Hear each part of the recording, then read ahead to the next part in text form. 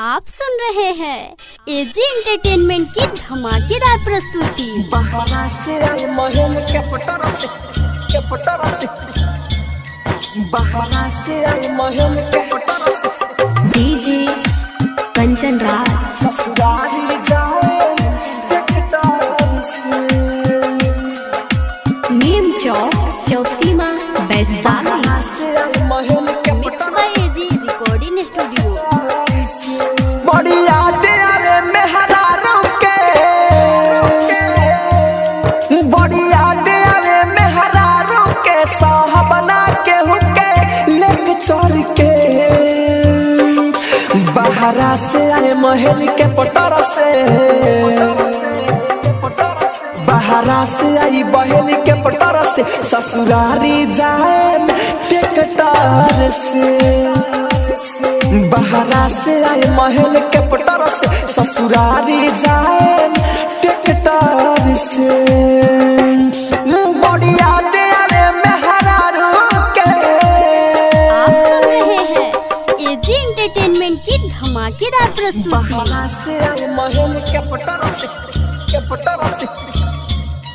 बहारा से आए महल के पटरा से डीजे कंचन राज ससुरारी जाए Neem Chowk Chausima Vaishali. Mix by AG recording studio. मेहरारू ला साड़ी ले जाई बरे साली मंगले दिया मोबाइल रे ऊपर बिया सहेली दोसरों से तनी मंगले बानी ओकरो से पूरा गौवा देखी हमरा के पूरा गौवा देखी हमरा के नहीं डोरी लगोता फेंक चोर से बहारा से आए महल के पटरा से बहारा से आए महल के पटरा से ससुरारी जाए टेकटार से बहारा से आई बहेल के पटरा से ससुरारी जाए टेकटार से बड़ी यादें आवे मेहरारों के। आप सुन रहे हैं एजी एंटरटेनमेंट की धमाकेदार बहारा से प्रस्तुति। आए महल के पटरा से बहारा से आए महल के पटरा से डीजे कंचन राज ससुरारी जाए Neem Chowk Chausima Vaishali. Mix by AG recording studio. कहे राहुल ना जाई बरे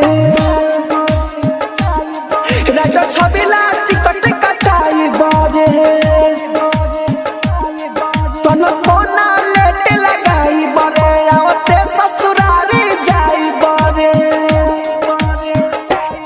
सूते में हमर जया कंवर धोके